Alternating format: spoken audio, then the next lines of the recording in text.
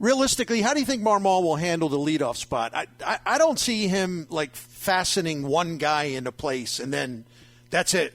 You're the guy. Do you see some mixing and matching possibilities?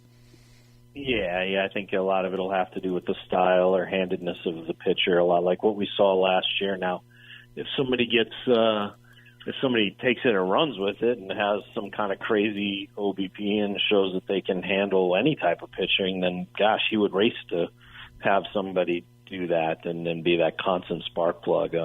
He's often talked about the wish to have a guy who can make it 1-0 on the first pitch, that he'd really like that. And trotted out Dylan Carlson last year to kind of possibly do that. Lars Nootbaar, as you talked about, is in that same mold. Brendan Donovan really wasn't that type of hitter last year, but has added more of a flex to his game so far this spring. See how that translates into the season. But that certainly seems to be like an uptick in slugging for him. You could see how – I think you could see if Nootbaar becomes the player that all indications are he will be, and just like the World Baseball Classic has been more confirmation of that. Mm-hmm. It's really internally the Cardinals think like he just shows all the signs, whether you talk to his teammates or you talk to the computers. They just all suggest that he shows the signs of having just a real strong year ahead and kind of a breakout defining year for the kind of career he could have, and that would fit as a leadoff spot against a lot of different hitters. So wouldn't be surprised if maybe that's where it ultimately ends. But for the most part, Ollie talked about this today, is you want to build a lineup from the sense that, like, it's not putting everything on one guy and one thing going right until it goes right a lot. So you go with matchups and you go with different looks just so you're not putting that guy in a spot where if it fails, then you don't have an alternative, or you're forcing the issue. It's a lot different when you have a Nolan Arenado and a Paul Goldschmidt who know where they're going to hit, are comfortable where they're going to hit, have a track record that they're going to hit. But if you have like a Jordan Walker, having him bat 8th and then moving up to 7th with success, or, a pitcher who comes in when the team's trailing as opposed to when the game is tied. These are things that, like, you kind of allow them to have a moment, see how they react, and then move them up with success. And then ultimately it evolves and they just are in that same spot. Could probably see that with leadoff too. Derrick Goold with us from Jupiter. And I was talking about you earlier when I was also talking about, Mason Wynn and why he absolutely has to play in the minor leagues unless he's going to be a starter up here. Logic and common sense and reality tells us all that. But as a big fan of your chat, you had me laughing, even though it was kind of frustrating also, because people just would not let it go. They would not let it go. Like with Mason, no matter how many times you explained it, they have a shortstop, Tommy Edman. Let me repeat. They have a shortstop, Tommy Edman. Yeah. No matter what you tried to do, it wouldn't take no for an answer. And I remember reading this and thinking, I bet these were some of the same people that want Mason Wynn in the majors right now. They're also probably some of the same people who are ripping Bill DeWitt and Jao Mozeliak for not spending $300 million on a shortstop. Oh, interesting. Yeah, I wonder. I bet you there is an overlap there. I hadn't thought about that. Yeah, I don't know. It's almost – I don't know where the thinking is that Paul DeJong is taking Mason Wynn's job. That's not what's happening. Right. Like that's Explain. Just they're not the same. Mason Wynn is not the utility infielder and right-handed power off the bench that the Cardinals want Paul DeJong to be. And it seems like every so often, like I need to remind, and maybe this is a good reminder for how we cover the team, or maybe I'm missing something, and it's reflective of how we cover the team. Tommy Edman is the Cardinals starting shortstop. I think that's how the season's going to open. That's how they're playing. That's who the guy is. That he's one of the best defensive players all around last year. They see him as a high WAR guy, wins above replacement. They like him a lot, and kudos to Edman for what he did at shortstop last year. There were questions about how he would handle long-term, daily demands at shortstop and how he would do, and he excelled. Remember there was a hesitance to put him there because DeYoung was so good at defensively at shortstop. And the question was, well, could Tommy handle that position day in, day out, arm, throws, all that stuff, just the added stuff? And he did. And to his credit, he did exceptionally well. And, probably had a teammate win the Gold Glove that he should have, to be honest, for the utility. And Donovan did well, and Donovan won the Gold Glove just because he appeared at more positions and fielded exceptionally well at more positions. And since it was a utility, it valued versatility versus, Edman had the two positions.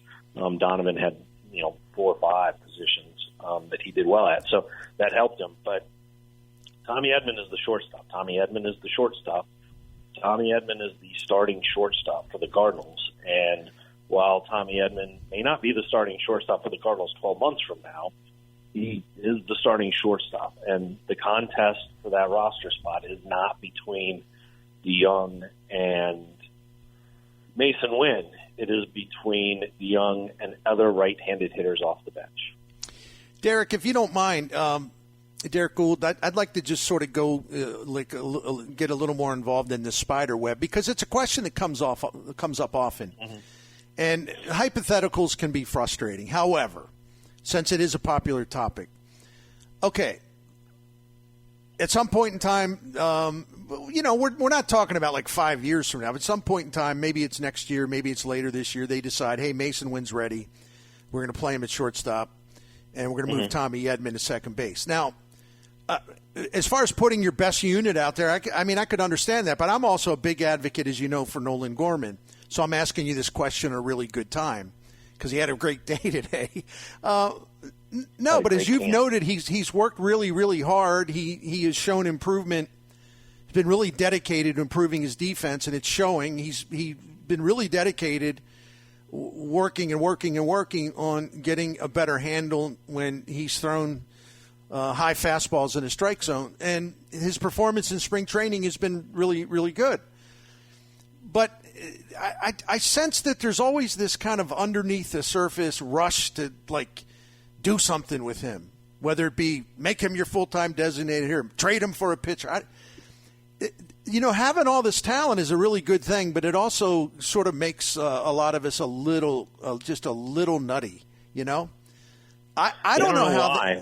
Why is that? I don't know, man. And I'm sorry to go on and on and on, but I wanted to give you the backdrop of what I'm talking about. And you and I have conversations anyway. I just think it's crazy, this idea that Gorman is kind of a spare part. But here's the question, finally.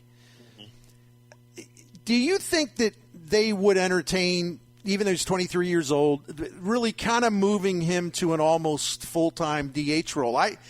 Based on your coverage and some comments made by Cardinals people, I don't think they want to do that. And if you're going to answer the question along those lines, why wouldn't they want to do that? Is there something about a young player? They don't want to put him in that situation where he's just sitting around a lot and getting all, doesn't know what to do with himself, and anxiety, nervousness. I don't know. So I'll shut up now, man, because you can explain all that. Thank you. So Oliver Marmol talked about that not being the route for last year. Don't have Nolan Gorman be up in the majors as a DH and surrender the development that he could have at second base and just not have that happen and have him lose a year of trying to learn a new position, a potentially valuable position, a position that he could be a starter at and be a well above average offensive player at. They just didn't want that to stall or to be abandoned, and they saw that if they put him at DH, that's what that would do. That was last year. This year is different. He has a full year at second base. He's playing some third as he did today. He does well defensively.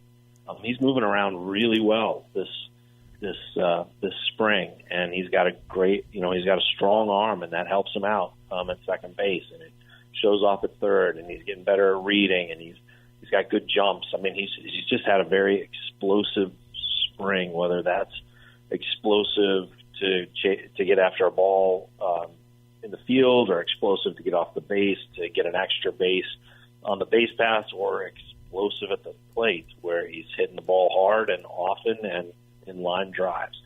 So with that being said, they're more open to the notion that the majority of his at-bats come at DH this year. That's because they have Donovan ahead of him at second base. That's because they got a guy named Nolan Arenado ahead of him at third. But Gorman's viability at third, which he has shown here in Jupiter, and his strides at second, which he showed all of last year, make him a guy who can spell the other players. He can go and start a game at third and be a left-handed bat, and Nolan Arenado can be DH that day. That doesn't mean he's going to do that. He might do it once every 10 days, right, or 10 games. But he can still do it, and then 6 of those other 10 games, he's somewhere else. 5 at DH or 4 at DH and 2 at second base. All of those things are possible, and all of a sudden, you see that the Cardinals have. I mean, you look at it right now, and the way things are situated, the Cardinals have 4 guys trying to hit their way into being the DH, right? They got 2 right-handed candidates, Jordan Walker and Juan Yepez, and they have 2 left-handed candidates, Nolan Gorman and Alec Burleson. And the more versatile those guys are, the more positions they can play, the more they can tag in to help some of the regulars, then the more limited the more unlimited the options are at DH from day to day. Jordan Walker's going to play. They want to play him in the outfield for the same reason they want to play Gordon in the infield last year. They don't want to stall that. So if Jordan Walker's on the roster, it's a good chance that the scale is going to tilt towards his starts coming in the outfield and somebody else being at DH. But if they think that Gorman can be a power source and a consistent power source, they're all right if those at-bats come at DH this year. They seem open to that possibility. They're not going to force it, but they understand that may be where the most opportunity is for him. No, the way you laid that out makes perfect sense. Because if we're talking about moving Gorman around to whatever will make him more useful on that particular day, as long as he's still getting enough time at second base, because defense is important to the Cardinals, and the better he becomes defensively, the better it'll be, as far as maintaining those standards as a team. I was just like, I just at a young age, I have a reluctance to think that, literally a full-time DH job isn't the way to go. But if he's in that mix prominently, yeah, it makes sense, as long as he's getting on the field as well. So maybe that's the best way to work this out. And all of this is predicated on, Mason Wynn being on the big club. So, yeah. I mean, then it gets a little bit more murky, right? But then you have super utility. Like if it's next year, right? Yeah. And Mason Wynn beats out Tommy Edman for shortstop, he would have to beat him out.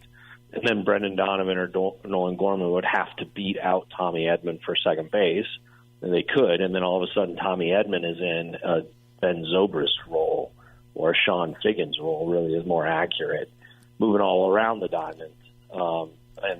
With the benefit of now there's a DH in the National League. So, I mean, I think, and Paul DeYoung's not on the team you'd expect at that point. So then you have Tommy Edman in that role, which, I mean, there's no harm in having too much talent. That's right. It's okay for teams to have a lot of talent. They don't need to trade one of these guys unless they're going to get ample return on them. It's okay to keep talent. my hope is that going into this year, more and more people will understand the way Ali Marmal's mind works on this. The days of like a set lineup. He must be there. He must be there. He must hit this position. He must be at that position. These days are long, long gone. And one of the best things about Marmal is I think he gets really creative with his lineups. And it can't happen every single day, but pretty high percentage of the time he's putting the best lineup that he has on the field, and with doing a lot of research before he does it. So I admire that about him, and I think he'll find a way to get a lot of at-bats for a lot of people this year because we can tell that about his history. Do you agree? Right. Yep. Yeah, absolutely. And I mean, there are bats out there. I mean, you can just sit down with a napkin and a pen and figure out ways to find at-bats for 4 guys to qualify for the batting title and get enough at-bats to do that in 3 positions. I mean, if you can do it 4 into 3, you can do it 5 into 4. Derrick, before we let you get on with your day, I did want to follow up on Paul DeJong, and it's not Sure. whining about a roster spot. It's about just he's had a tough spring in terms of being able to do everything on the field. So what's up with the back tightness that made him a late scratch before today's game with the Astros?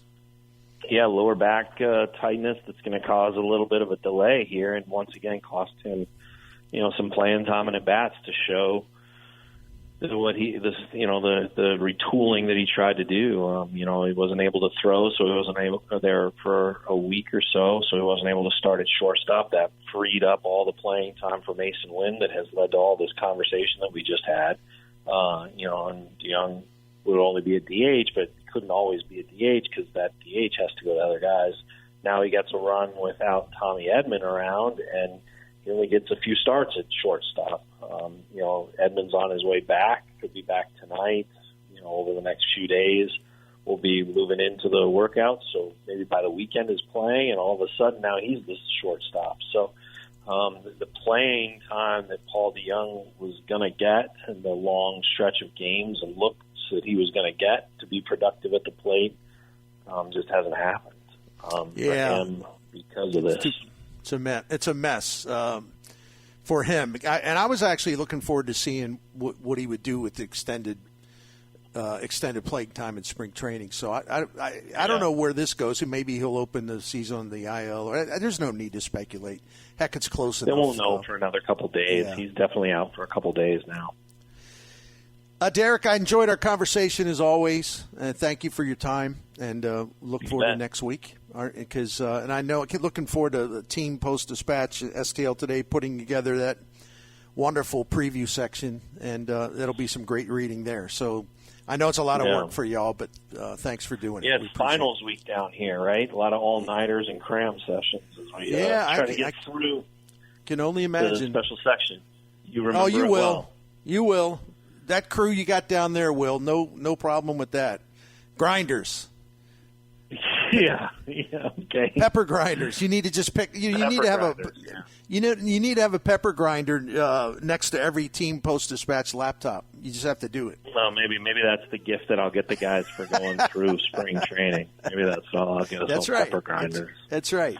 Well, take care, my friend. All right, sounds good. Thanks, Bernie. See you, buddy. That's our good friend and my longtime colleague at the Post-Dispatch, for me back in the day anyway, Derrick Goold. He sounded a little tired. It is grind time. I mean, these preview sections, all newspapers and online versions of newspapers, man, they're baseball writers, all hands just cranking and cranking and cranking and cranking. In addition to the all day work of covering the team on a daily basis. And I'm not asking you to feel sorry for him. That's not it at all. But I can tell when someone I know's, he's been grinding and he's probably, trying to catch his breath at this point. But he always does. The guy's a ridiculously dedicated worker as far as writing. I don't know how he does it without, just the labor of it all. I don't know how Derrick Goold does it without losing anything in terms of the quality. he's really really admirable in that way.